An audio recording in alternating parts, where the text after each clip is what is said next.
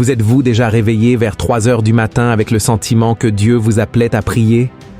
Vous êtes-vous levé au milieu de la nuit en ayant l'impression qu'une bataille spirituelle avait lieu ou que vous deviez intercéder pour quelqu'un? Si c'est le cas, sachez que vous n'êtes pas seul à avoir vécu cette expérience. De nombreuses personnes affirment s'être réveillées à l'aube et avoir été témoins d'un phénomène surnaturel au moins une fois dans leur vie.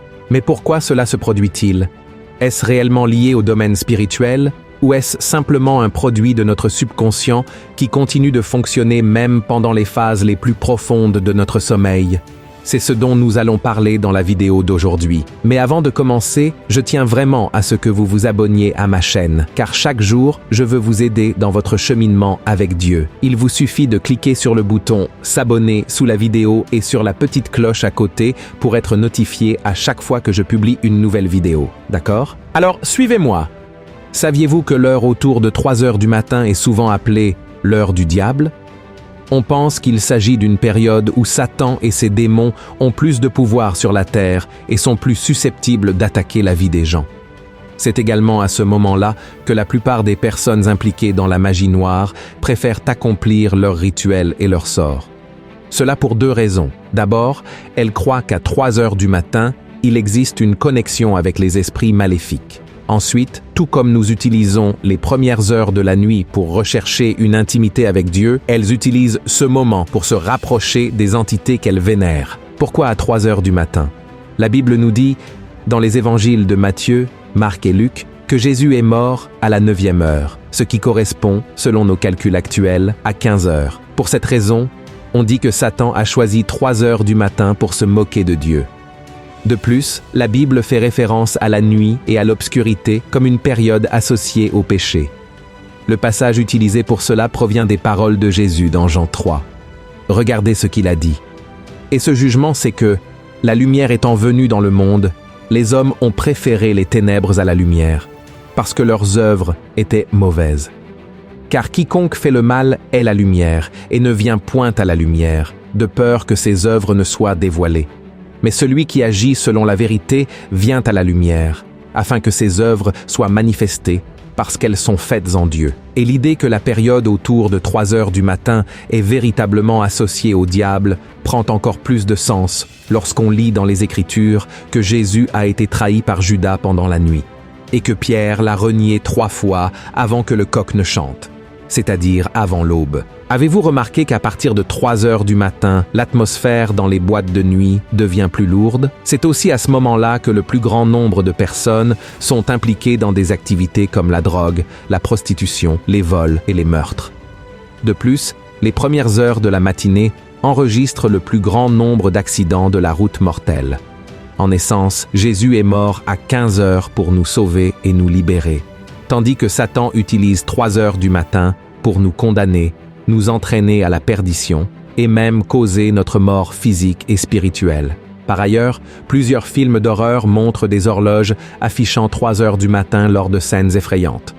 Par exemple, dans le film L'exorcisme d'Emily Rose, la protagoniste, possédée par un démon, se réveille toujours à 3 heures du matin.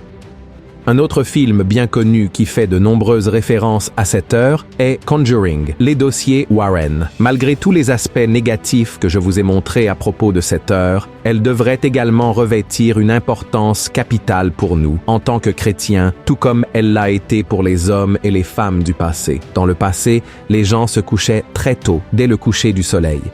Par conséquent, ils se réveillaient autour de 3 heures du matin, ayant suffisamment dormi pour se reposer. Ils restaient alors éveillés un moment avant de commencer leur journée, utilisant ce temps pour prier Dieu.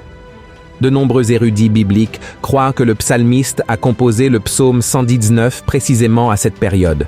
Voyons ce qu'il a écrit. « Je devance l'aurore et je crie, j'espère en tes promesses. Je devance l'éveil et j'ouvre les yeux pour méditer ta parole. » Et Jésus lui-même avait l'habitude de parler avec Dieu au milieu de la nuit. Dans plusieurs passages des évangiles, nous voyons qu'il se retirait et montait sur la montagne pour prier à l'aube.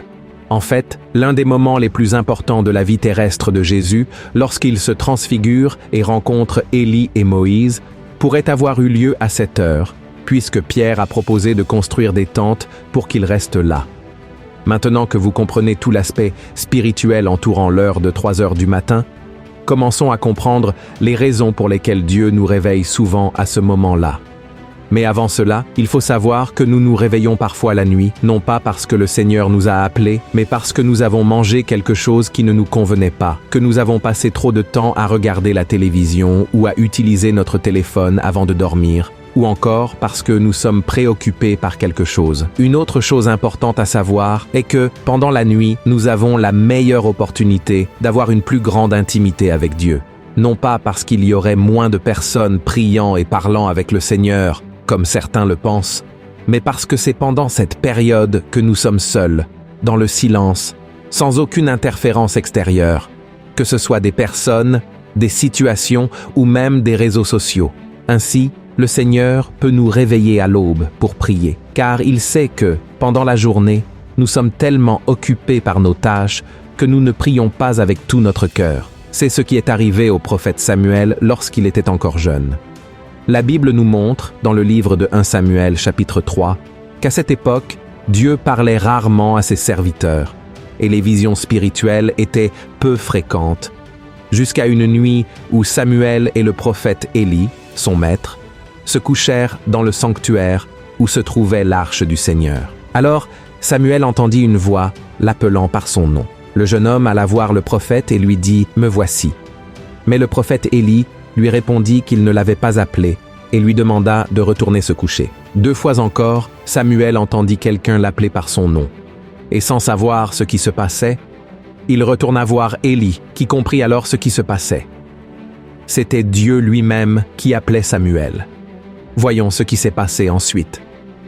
L'Éternel appela de nouveau Samuel pour la 3e fois, et Samuel se leva, alla vers Élie et dit « Me voici, car tu m'as appelé ». Élie comprit que c'était l'Éternel qui appelait l'enfant, et il dit à Samuel « Va, couche-toi, et si l'on t'appelle, tu diras « Parle, Éternel, car ton serviteur écoute ». Et Samuel alla se coucher à sa place. L'Éternel vint et se présenta, et il appela comme les autres fois « Samuel, Samuel ». Et Samuel répondit « Parle, car ton serviteur écoute ». Alors l'Éternel dit à Samuel « Voici, je vais faire en Israël une chose qui étourdira les oreilles de quiconque l'entendra. Regardez ceci, frères et sœurs, Dieu a appelé Samuel à une mission au milieu de la nuit, et il peut faire de même avec nous.